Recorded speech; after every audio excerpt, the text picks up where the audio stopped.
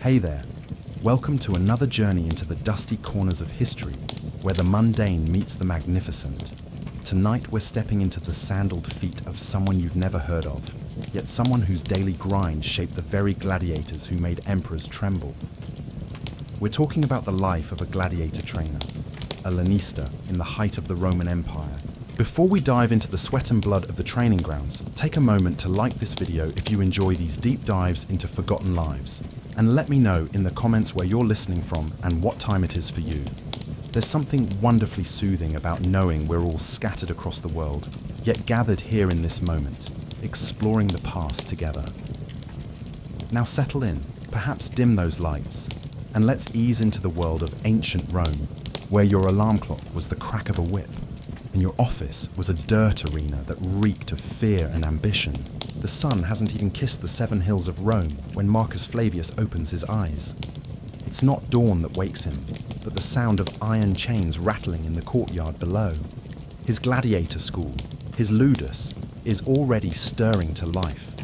The guards are moving, the kitchen slaves are lighting fires, and somewhere in the barracks, a Thracian fighter is probably having nightmares about yesterday's training session. Marcus doesn't leap from his bed like some eager apprentice. At 52, his body carries the weight of 3 decades in this business. His left shoulder still aches from a training accident 15 years ago, when a nervous retiarius got too enthusiastic with his trident. His knees creak like old ship timber, and there's a scar across his forearm that tells the story of the day he had to personally subdue a Germanic warrior who decided freedom was worth dying for. But Marcus is awake now, and in the gladiator business, being awake means being alive. The dead don't train fighters, and the lazy don't eat. His room is sparse by choice, not poverty. A simple bed, a wooden chest containing his few possessions, and a small shrine to Mars where he burns incense each morning. The walls are bare, except for a single fresco depicting a victorious gladiator raising his sword to the crowd. It's not there for inspiration. It's there as a reminder of what his fighters are working toward, what they're dying for, and what keeps gold flowing into his coffers. The first order of business is always the same. Check the cells. Not because he doesn't trust his guards, though he doesn't, but because in this business, overnight changes can mean the difference between profit and catastrophe. A sick fighter is worthless, a dead fighter is expensive, and an escaped fighter is a death sentence for everyone involved. Marcus pulls on his tunic, a simple brown garment that's seen better decades, and steps into his sandals.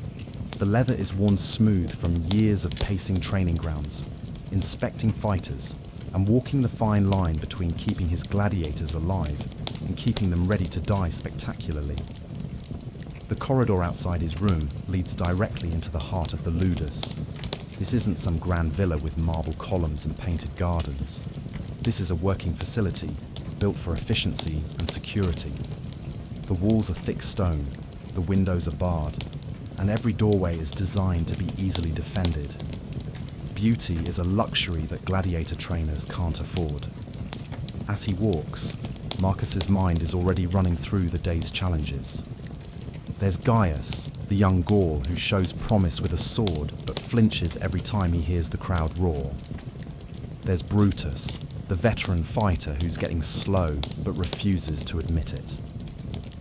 And then there's the new acquisition, a German warrior who arrived yesterday in chains and hasn't spoken a word to anyone. The courtyard opens before him like a small world unto itself. The ludus is designed around this central space, with the training areas, the armory, the medical station, and the barracks all facing inward. It's practical, but it's also psychological. Every gladiator wakes up and sees the same thing, the arena where they'll spend their days learning to kill or be killed. The morning air carries the scent of wood smoke from the kitchens, leather oil from the armory, and something else that's harder to name but impossible to ignore. It's the smell of fear mixed with determination, of sweat that's been absorbed into sand and stone over countless training sessions. It's the smell of men preparing to die for the entertainment of others. Marcus's first stop is always the infirmary. Titus, the old Greek physician, is already at work, examining a fighter whose ribs were cracked during yesterday's practice bout. The medical knowledge here isn't what you'd find in the grand houses of senators, but it's practical and effective. These men need to be patched up quickly and return to training. Sentiment is expensive, and injured gladiators don't earn their keep. The physician looks up as Marcus enters. His face tells the story before any words are spoken. The fighter will live, but he'll be out of commission for weeks. That's lost revenue, lost training time, and a gap in the roster that will need to be filled. Marcus nods grimly and makes a mental note to adjust the training schedule.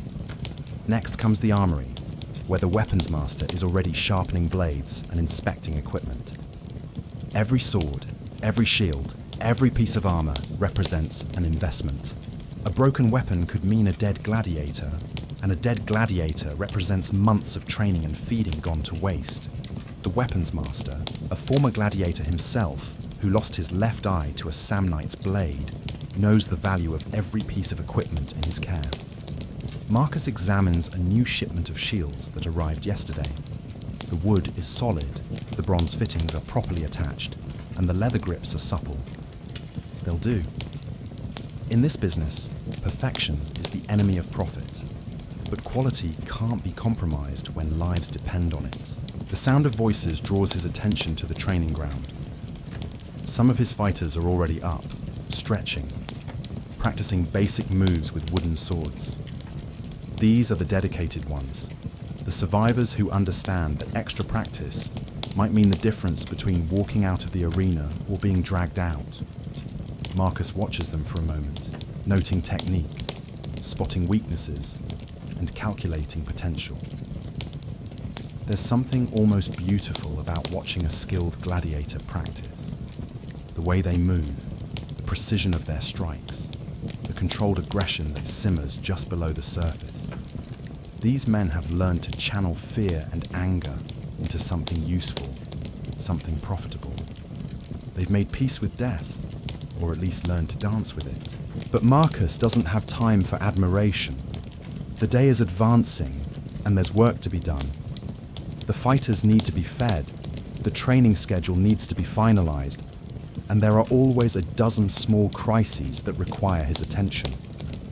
A gladiator trainer's day is measured not in hours, but in decisions, each one carrying the weight of life and death, profit and loss. The breakfast bell rings, echoing across the courtyard. It's a simple sound, but it represents order in a world built on chaos. Soon the barracks will empty, the training ground will fill, and another day of preparing men for violent death will begin in earnest. The breakfast hall fills with the sound of wooden bowls scraping against wooden tables, and the low murmur of men who know that conversation is a luxury they can't afford too much of. Marcus enters, and the noise doesn't stop, which is exactly how he likes it. Fear makes gladiators jumpy, and jumpy gladiators make mistakes. A relaxed fighter is a fighter who might live to see another sunrise. The meal itself is simple but substantial. Barley porridge thick enough to stick to ribs, chunks of bread that yesterday was fresh and today is merely edible, and watered wine that tastes more like vinegar than anything divine. The portions are calculated not for pleasure, but for performance. Too little food, and the fighters grow weak. Too much, and they become sluggish.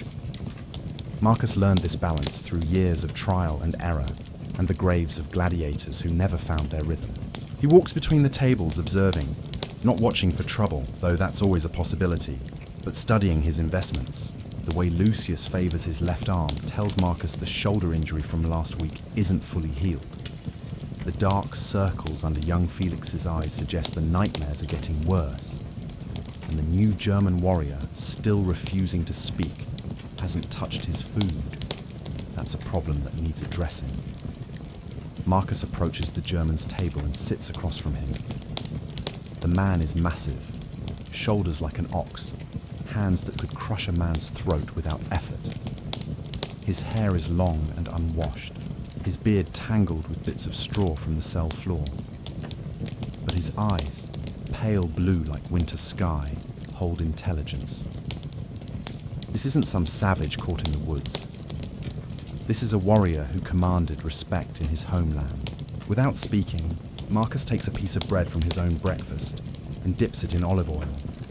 He eats slowly, deliberately, maintaining eye contact with the German. It's not a challenge, its communication is simple. The message. We eat, we survive, we fight another day. Everything else is philosophy. After a long moment, the German reaches for his bowl. The porridge is cold by now, but he eats it anyway. It's a small victory, but in the gladiator business, small victories accumulate into survival. The morning training begins with the sound of wooden swords clacking against wooden shields. Marcus has divided his fighters into groups based on their fighting styles and experience levels. The novices, still soft from civilian life, practice basic stances and footwork. The veterans work on advanced combinations and tactics. And the troublemakers, the ones who still harbour dreams of escape or revenge, get special attention from the guards. Training a gladiator isn't like training a soldier. Soldiers fight to win wars and return home to their families. Gladiators fight to entertain crowds and usually die doing it. The psychology is completely different. You can't rely on patriotism or honour or the bonds of brotherhood. Instead, you have to cultivate a different kind of motivation.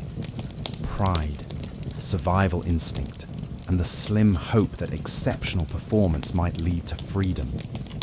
Marcus watches as Gaius, the young Gaul, attempts a complex maneuver with his wooden gladius. The boy has natural talent, quick reflexes and good instincts, but he telegraphs his attacks. In a real fight, that hesitation would get him killed before the crowd had time to boo. The trainer calls him over and demonstrates the proper form, moving with the fluid precision of someone who's spent decades perfecting the art of violent death. The correction isn't gentle. Marcus grabs Gaius by the wrist and forces him through the motion, adjusting his stance, repositioning his shield, showing him how to strike without warning. The lesson is physical, immediate, and memorable. In the arena, there won't be time for gentle instruction.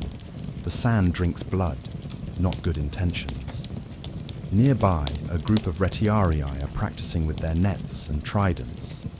These fighters are specialists, deadly at range, but vulnerable up close. Watching them train is like watching spiders work, all calculated movement and patient timing. Their instructor, a former gladiator named Quintus, who earned his freedom after 12 victories, shows them how to control the arena with positioning and patience. The net isn't just a weapon, it's a tool for psychological warfare.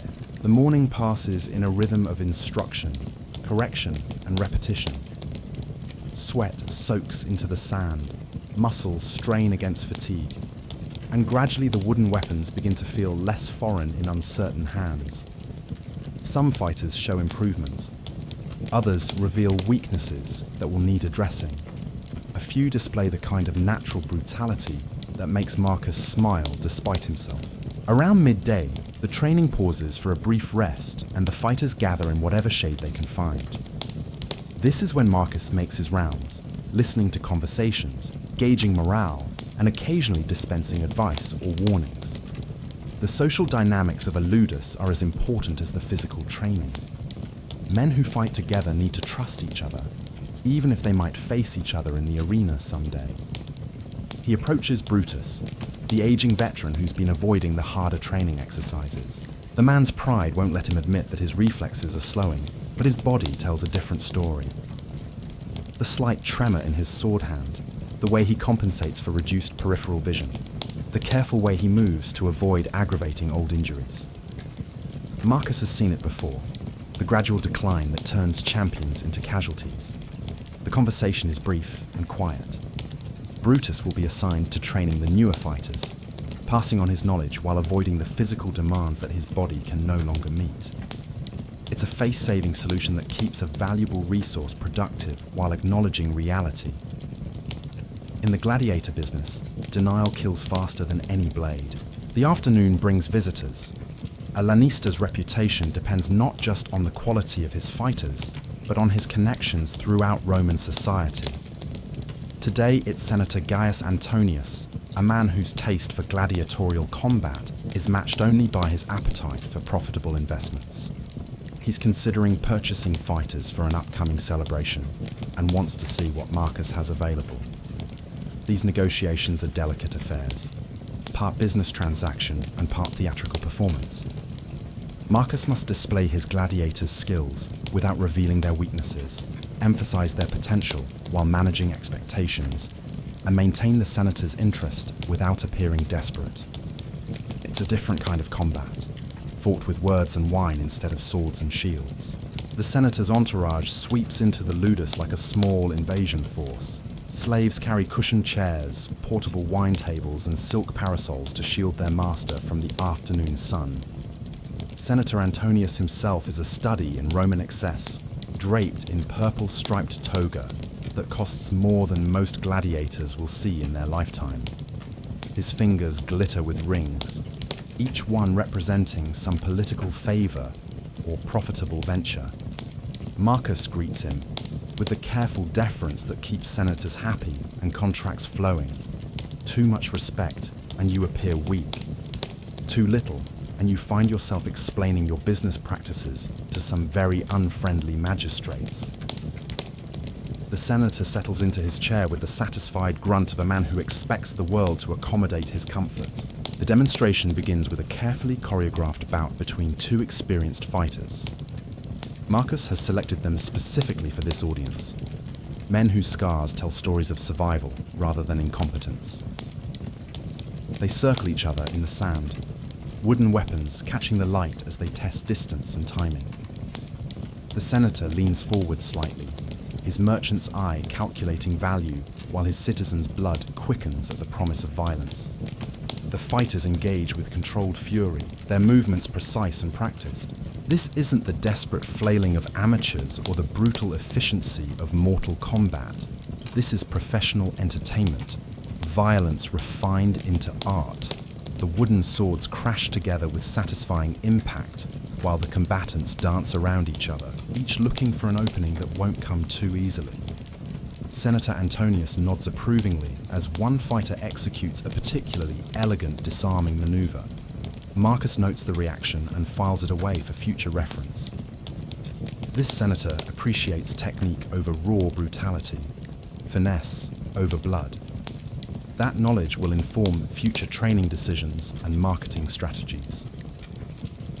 Between demonstrations, Marcus provides commentary on each fighter's strengths and specialties. He speaks with the casual expertise of someone who understands both the martial and commercial aspects of gladiatorial combat. Lucius excels in close quarters fighting, but struggles against multiple opponents. Felix has natural speed, but lacks the killer instinct that separates survivors from corpses. The German warrior, still unnamed and largely silent, possesses raw power that could be molded into something spectacular, given time and proper motivation. The senator's questions reveal his own understanding of the business. He asks about training costs, feeding expenses, medical care, and expected lifespan. These aren't idle inquiries from a bored aristocrat seeking entertainment. This is a businessman evaluating investments, calculating potential returns on human capital. The gladiators themselves might as well be prize horses or breeding bulls for all the emotional consideration they receive.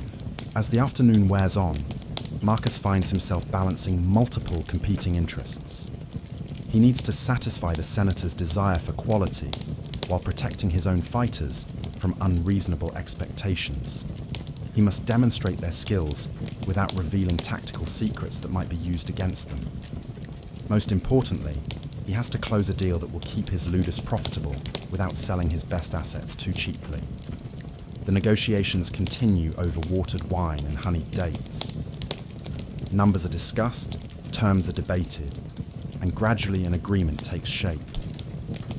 The senator will purchase the services of 6 fighters for his upcoming games, with payment structured to account for survival bonuses and performance incentives. It's a complex arrangement that protects both parties while acknowledging the brutal reality that not all the gladiators will live to collect their wages. After the senator departs with his retinue of slaves and advisors, Marcus returns to the training ground where the afternoon session is winding down. The fighters are cleaning their equipment, tending minor injuries, and preparing for the evening meal. Some joke quietly among themselves. Others stare silently into the distance, lost in thoughts that probably shouldn't be examined too closely. The German warrior approaches Marcus with deliberate steps. His first words in Latin are heavily accented but clearly understood.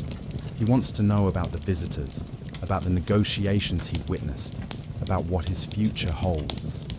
Marcus explains the business honestly, without softening the harsh realities or manufacturing false hopes. The arena is waiting, and survival depends on understanding exactly what that means. Evening brings different challenges. The fighters eat their dinner in relative quiet, the day's exertions having drained away most of their energy for conversation. Marcus reviews training notes and financial records in calculating expenses against income, his modest office, planning future acquisitions, and trying to predict which of his current roster will still be breathing by winter's end. The medical rounds reveal the day's toll on human flesh and bone. Bruises are forming where wooden weapons found their mark. Muscles are stiffening from unaccustomed strain, and the ever-present risk of infection lurks in every minor cut or scrape. The Greek physician works with practiced efficiency, applying salves and bandages while dispensing advice that ranges from practical to philosophical. Sleep comes gradually to the ludus as oil lamps are extinguished, and guards take their positions for the night watch. In the barracks, some fighters rest peacefully, while others lie awake staring at the ceiling, wrestling with dreams and nightmares that blur together in the darkness. Tomorrow will bring more training, more pain, and more steps along the path that leads inevitably to sand-covered arena floors. Marcus makes his final rounds, checking locks, speaking quietly with the night guards, and ensuring that his investment in human lives remains secure until morning. His own sleep will be light and troubled, filled with calculations and concerns that never quite fade completely. In the gladiator business, true rest is a luxury that few can afford, and those who indulge too heavily often find themselves explaining losses to creditors who accept no excuses. The night settles over Rome like a blanket woven from shadow and silence, but in the ludus, preparation for tomorrow's violence never truly stops. Even in sleep, muscles twitch with remembered movements, hands grip imaginary weapons, and minds rehearse the deadly choreography that might mean the difference between glory and grave dirt. The pre-dawn hours bring Marcus no peace. He lies on his narrow bed, listening to the subtle sounds that mark the transition from night to day in a gladiator school. Somewhere in the distance, a guard coughs. Chains rattle as a restless fighter shifts position. A rat scurries across the roof tiles above his chamber, its tiny claws scratching against terracotta that's seen decades of Roman weather. But it's not external noise that keeps Marcus from deeper sleep. It's the mental ledger that runs constantly in his head, the calculations that never cease. 3 fighters are showing signs of the lung sickness that swept through the city last month. 2 more have injuries that may not heal properly. The German warrior represents a significant investment, but his silence suggests a spirit that may never truly break. And then there's the upcoming games that Senator Antonius mentioned, the ones where reputation and profit will be measured in blood and crowd approval. Marcus knows that some lanista sleep soundly, confident in their routines and satisfied with modest returns. But those men run schools that produce adequate gladiators for minor provincial games. Marcus has different ambitions. He wants his fighters in the great amphitheaters, wants their names chanted by crowds who know quality when they see it, wants the kind of reputation that brings senators and even imperial representatives to his door. That level of success requires attention to details that lesser trainers ignore, means understanding not just how to teach. It meant to fight, but how to shape their minds for the peculiar demands of arena combat. A soldier can retreat if the battle turns against him. A gladiator must stand and die well if the crowd demands it. The psychological conditioning required for that kind of performance doesn't happen by accident. The sound of the kitchen slaves beginning their work drifts through the walls. Soon the fires will be lit, the porridge will be bubbling in iron pots, and another day of preparation will begin. Marcus rises from his bed with the careful movements of a man whose body has absorbed years of impact and strain. His joints protest, but they obey. In this business, personal weakness is a luxury that can't be indulged. The morning inspection reveals what Marcus expected and feared. 2 of his fighters show the telltale signs of developing fever, their skin hot to the touch and their eyes slightly unfocused. The lung sickness moves quickly through enclosed populations, and a gladiator school is particularly vulnerable. Men living in close quarters, sharing meals and training equipment, breathing heavily during exertion, create perfect conditions for disease to spread. The decision is swift and practical. The sick fighters are isolated immediately, moved to separate quarters where they can be monitored without contaminating the others. It's not cruelty, it's mathematics. Losing 2 gladiators is expensive but manageable. Losing half the school to epidemic would be financial catastrophe. The Greek physician nods grimly and begins preparing his medicines. Though both men know that fever like this often resolves itself one way or another within days. Training proceeds with modified intensity. Marcus has learned to read the collective mood of his fighters, to sense when pushing too hard might break spirits or bodies that aren't quite ready. Today calls for technical work rather than brutal conditioning, refinement of skills rather than tests of endurance. The wooden weapons sing through the air with precision rather than desperate force. He watches the German warrior with particular attention. The man has begun responding to instruction, though his movements, still stiffness of someone fighting, carry the saint internal resistance. There's pride there, and anger, and something else that Marcus recognizes, but rarely sees. Intelligence. Not mere cunning or animal awareness, but the kind of tactical thinking that can be developed into true arena mastery. The afternoon brings unexpected visitors. A messenger arrives with news that makes Marcus's chest tighten with concern. One of his former fighters, a Thracian named Demetrius, who earned his freedom 3 years ago, has been found dead in an alley near the Subura. The official cause is listed as robbery, but Marcus knows better. Demetrius was careful with money and knew how to handle himself in a fight. This has the feel of something more personal, more targeted. In the gladiator business, freed fighters often face challenges that have nothing to do with arena combat. Some struggle to find purpose outside the structured violence of the ludus. Others make enemies among gamblers who lost money on their performances. A few run afoul of political figures who remember old grudges or perceive threats where none exist. Freedom, Marcus has learned, can be more dangerous than slavery men whose only skills involve efficient killing. The news affects morale in ways that ripple through the training ground like waves from a dropped stone. The fighters who knew Demetrius grow quiet and thoughtful. The newer gladiators, still harboring dreams of eventual freedom, begin asking questions that have no comfortable answers. Marcus addresses the situation with characteristic directness, neither minimizing the danger nor allowing fear to paralyze his men.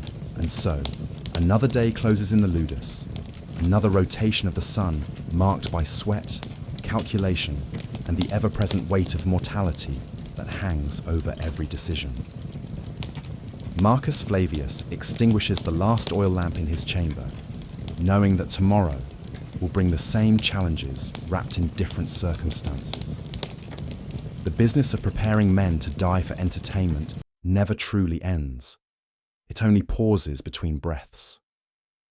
In the quiet darkness, surrounded by the sounds of sleeping gladiators and watchful guards, the lanista drifts toward rest, his dreams filled with wooden swords, imperial coins, and the eternal dance between profit and survival that defines his world.